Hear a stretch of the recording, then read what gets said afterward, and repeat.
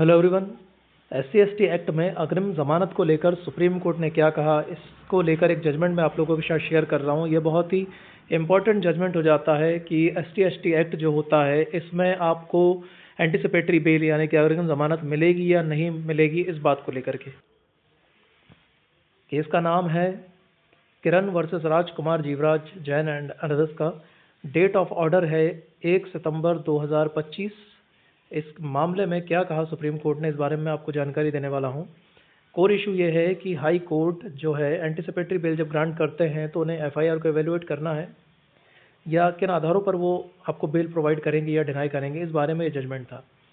की पॉइंट्स यहाँ पर आते हैं कि जब सुप्रीम कोर्ट ने कहा that court can not contend और can take a mini trial during a bail hearing. जब आप बेल की हियरिंग कर रहे हैं, बेल की सुनवाई कर रहे हैं, तो आपको FIR को प्रॉपरली देखना है, इवेल्युएट करना है कि वो डिस्क्लोज करती है कि नहीं कि कोई ऑफेंस SC/ST एक्ट के तहत हुआ है या नहीं हुआ है। और अगर हुआ है तो प्राइमा फेसी आप एंटिसिपेटरी बेल को आप डिनाई कर सकते हैं। बट इवेंचुअली क्या आप विटनेस क्रेडिबिलिटी, स्टेटमेंट, इन सब चीज़ों को देख सकते हैं during a bell argument.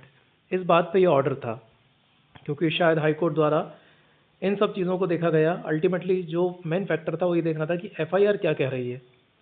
FIR में प्राइमा फेसी ये लग रहा है या नहीं लग रहा है कि मामला SC/ST एक्ट का है या नहीं है।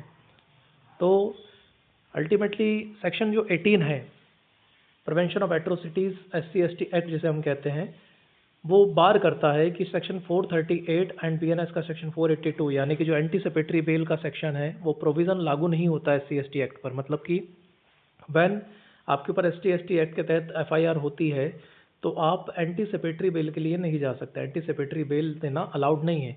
बट इसका ये मतलब नहीं है कि एंटीसिपेटरी नहीं मिलेगी। ऐसे कई मामले हैं जहाँ सुप्रीम कोर्ट ने एंटीसिपेटरी बेल यानी कि अग्रिम जमानत दी है। बट प्राइमरी सुप्रीम कोर्ट ये देखता है कि मामला प्राइमा फेसी एंटीसिपेटरी बेल मतलब SC/ST एक्ट कब बनता है या नहीं बनता है, उन आधारों पर बेल को ग्रांट किया जाता है। ये सेक्शन जो है सेक्शन 18 ये बार करता है, ये रिस्ट्रिक्ट करता है कि आप एंटीसिपेटरी बेल नहीं देंगे। उसका मुख्य कारण क्या है कि भाई आप विक्टिम का सोशल एनवायरनमेंट खराब करेंगे, उन्हें इन्फ्लुएंस करेंगे, इंटिमिडेट करेंगे, डराएंगे, धमकाएंगे और एविडेंस को टेम्पर करने की कोशिश करेंगे, विटनेसेस को सप्रेस करने की कोशिश करेंगे। इन आधारों के तहत एंटीसिपेटरी बेल का जो प्रोविज़न है इसमें दिया गया है कि भाई एंटीसिपेटरी बेल आपको नहीं मिलेगी। किस में नहीं मिलेगी? आपको SC/ST एक्ट के जो मामले होते हैं उनमें आपको एंटीसिपेटरी बेल नहीं मिलेगी।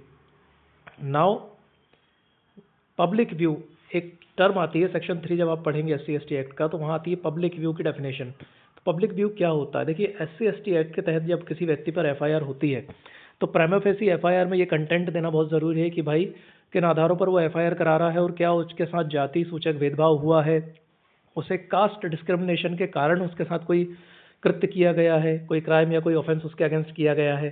तो ये बहुत मेजर इशू है इसमें देखने का। अब देखिए किसी की आपसी रंजिश में लड़ाई होती है और वो FIR कर देता है, भले उसमें ST/ST का कोई इंग्रेडिएंट नहीं था बट अल्टीमेटली FIR हो जाती है।